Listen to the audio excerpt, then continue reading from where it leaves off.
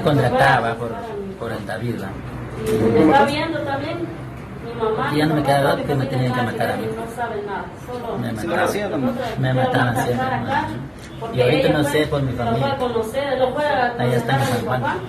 Porque se aprovechó de mi papá, él tomaba bastante. Sí. ¿Con qué? Y gracias a Dios, qué los mataron? pero mi papá No se tengo dejaba como arma, 2 o 3 no veces puede con mi mamá. manejar. Y hasta Es así como Juan Peruch Mejía confesó el asesinato a cuchilladas de los 2 niños en San Juan, Zacatepeques. Según las autoridades, tenían las heridas en el cuello. Los cadáveres de Carlos Daniel Chiquín, de 9 años, y Oscar Armando Toc Kotzajay fueron dejados amarrados de manos y pies dentro de costales al costado de una calle.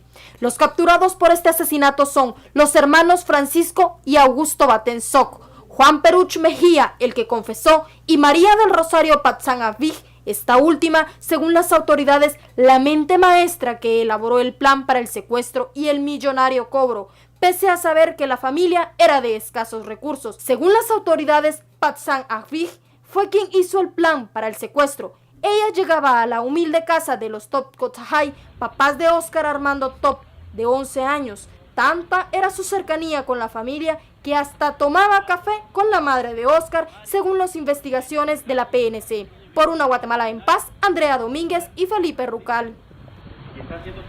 Volvemos a Sin Filtro SF Ángelus. Escuchábamos nuevamente las declaraciones del capturado y también el perfil de estas personas. Hay muchos mensajes en redes sociales que nos dicen, hablen de las causas que puede provocar el extremo de que esta organización criminal llegase a pensar que era una vía de obtener recursos económicos, secuestrar y, si no lo lograba, terminar con la vida de niños. También otros preguntan, ¿y qué pasa con la condena? ¿Serán 50 años suficiente para que purguen ellos en la cárcel? ¿Hay otras formas de castigo? Hay 2 delitos ahí. Sí. Hay 2 delitos ahí. Y sería como una cadena perpetua. Lo dijo el representante del MP muy claro, ¿verdad? Uno es por secuestro, ojo que hay agravante por ser menores de edad, y otro es por asesinato, ¿verdad? Sumados ya. Sumados son muchos años. Pero nos decía, cabal en el corte, ¿verdad? Los reporteros que este grupo, primero lo interesante que sea la mujer, que sea Rosa María Patzán, quien, la mente maestra que se ideó todo esto, ¿verdad? Aún conociendo las circunstancias y la situación de la familia, de los padres y de la familia de por lo menos uno de los niños secuestrados, conociéndolo bien. Pero al mismo tiempo no es nuevo en un fenómeno que se está dando también entre maras, y es como las mujeres pasan a ser también administradoras, organizadoras, pasan a ser, de hecho, las maras tenían hasta en el organismo judicial, recientemente hubo un caso que tenían a una persona dentro del organismo judicial que les pasaba toda la información. Bueno, ella al final fue apresada en la zona 18. Y estas personas, y lo que nos decían es originarios del Quiché. Mira, y es correcto, cuando uno ve a ellos, Batén, Soc, Patzán, Ajvish, Peruch, son del área Quiché, ¿verdad? Pero el argumento que están utilizando ellos, creo que en su defensa es, nos queríamos vengar por el terreno. Un discurso xenófobo. Sí, y luego no nos querían porque éramos del Quiché, o porque somos del Quiché, pero luego pero estaban pidiendo un millón de quetzales. O sea, ¿era terreno o era una forma, como estaba señalando Daniel en el segmento anterior, o era una forma de obtener recursos? En realidad era una forma de obtener recursos, por medio de la vida de 2 niños, que al final pues los niños aparecen asesinados.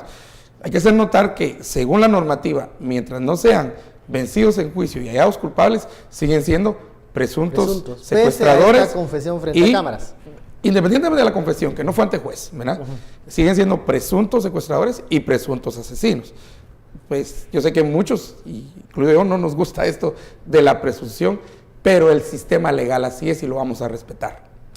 Bueno, pero una cosa es, de verdad, y esto lo hemos hablado muchas veces con los casos judiciales anticorrupción, una cosa es el proceso judicial y otra la libertad de expresión. O sea, yo después de escuchar a este hombre creo que está bastante claro que él lo hizo. Que lo hizo. ¿Verdad? Esto es como decir que tú no puedes... ¿Y hasta con qué y cómo lo hizo, dice? Que tú no puedes decir que O.J. Simpson era culpable cuando incluso le condenaron inocente. O sea, eso llega un momento en que es un absurdo tan grande el hecho de que tengamos que apegarnos a un proceso y que no podamos decir lo que tenemos en la cabeza, que de verdad hay que saber separar. Y clarísimamente eso no significa que no haya que seguir el debido proceso, por supuesto, pero uno también puede hacer un juicio de valor y aun a riesgo de equivocarse decir, mire, esto me suena muy mal, esto me invita a pensar que es así. O sea, esto solo con evidencias judiciales vamos a poder hablar de estas cosas. Yo creo que no. Y yo creo que es un poco absurdo demandar que en el discurso... Y aquí hay una confesión también, ¿verdad? Y demandar que en el discurso público lo tengamos que hacer, ¿no? O sea, a ver si ahora resulta que no podemos decir que Rosana Valdetti robó porque no hay ninguna sentencia en firme diciendo que robó. O sea, perdón, pero podemos acabar, digamos, en un absurdo discursivo. En cuanto a las penas, que la gente pregunta... Pues mire, las ganas, claro... ¿Ya quieren castigo? Vamos a ver, pero es que hay que diferenciar mucho entre que el debate tenemos que tener de política pública y luego las emociones, los sentimientos que nos producen pues imágenes como esta. O sea, clarísimamente tiene que haber dos niveles de debate en este caso. Sí, ves las imágenes, yo tengo 2 hijos muy pequeños y sí, lo piensas, te dan ganas de reventarle la cabeza con un garrote o, bueno, matarlo ahí mismo. O sea, yo puedo entender ese sentimiento perfectamente porque en la distancia también a uno le generan esa clase de emociones escuchar a este hijo de su madre, ¿verdad? Pero en cuanto al debate ya de política pública, hay que echar un paso atrás y decir, ¿de verdad funciona la pena de muerte? ¿O endureciendo las penas vamos a tener un país más seguro? Y creo que la evidencia señala en dirección contraria. Hay que preguntarnos, cuestionarnos si cuando esta banda, esta estructura criminal, como lo califica el Ministerio Público, decidió llevar a cabo este secuestro y luego dar fin a la vida de estos 2 niños, ¿qué pensaban en cuanto a la certeza de un castigo, a la certeza de ser atrapados, ser condenados? Sigue siendo ese el motor de muchos delitos, de muchos hechos de sangre, de muchos actos de corrupción, la soberana impunidad, pensar que no me van a atrapar. ¿Es eso aún el motor? Aquí los usuarios dicen, bueno, con una pena de muerte o una condena ejemplar, esto serviría de disuasivo. Pero cuando estas personas planificaron esto, creo que pensaron que no los iban a atrapar, que ese era un espacio, un territorio libre del, de la soberanía de la ley, del cumplimiento. Libre del Estado. Libre del Estado. Libre del Estado. Estamos viendo que no. Estamos viendo que no, y las autoridades, creo que muy responsablemente y muy bien hecho el trabajo, están demostrando que no. Y ojalá que eso que están demostrando hoy sea el disuasivo para no hacerlo. Es que yo creo, a eso vamos, yo creo que más allá de si pena de muerte o no pena de muerte, que debería ser sea el disuasivo. Claro. Que los van a cachar, que no pueden agarrar a cualquier niño por terrenos o por faldas o por lo que quieran, no pueden agarrar a la gente y pedir dinero y después decir, es un lío de terreno, no. O es un lío étnico. No, es que si no empezamos a aprender y empezamos a ver, ¿verdad?, que las autoridades en realidad están haciendo bien su trabajo, y eso quiere decir que van a agarrar, ¿verdad?, al malvado, al criminal, ¿verdad?, aunque tarde, pero poco a poco vamos agarrando ese ritmo que la impunidad, digamos, que el crimen no paga y que la impunidad tampoco, y que van a ser detenidos. Ahí es donde estamos cumpliendo entonces con el sistema. No solo hay que quedarse con la certeza del castigo, que por supuesto hace falta, es necesario, sino aquí si nos creemos esa versión de la que estaba hablando, es un problema de tierras.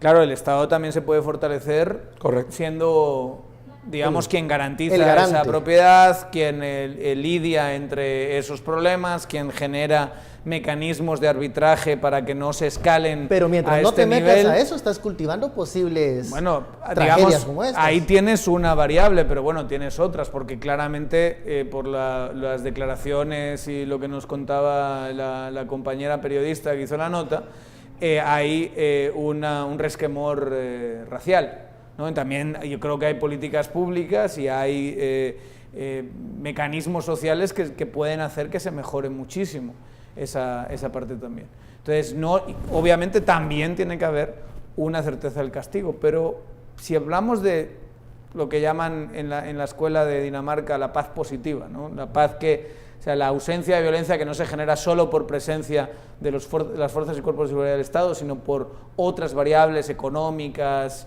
psicológicas, simbólicas incluso. Nos tenemos que preguntar sobre todas estas cuestiones. Y esa fortísima ausencia del Estado, esa debilísima institucionalidad, también genera espacios para que se produzca esto. Unido a todas las demás cosas, criminalidad, la mente perversa y repugnante de estas personas y todo lo que hemos dicho. Te da una tormenta perfecta para este tipo de cosas. Bueno, vamos a la segunda pausa de la noche, la etiqueta SF Angelus. Volvemos luego de la pausa.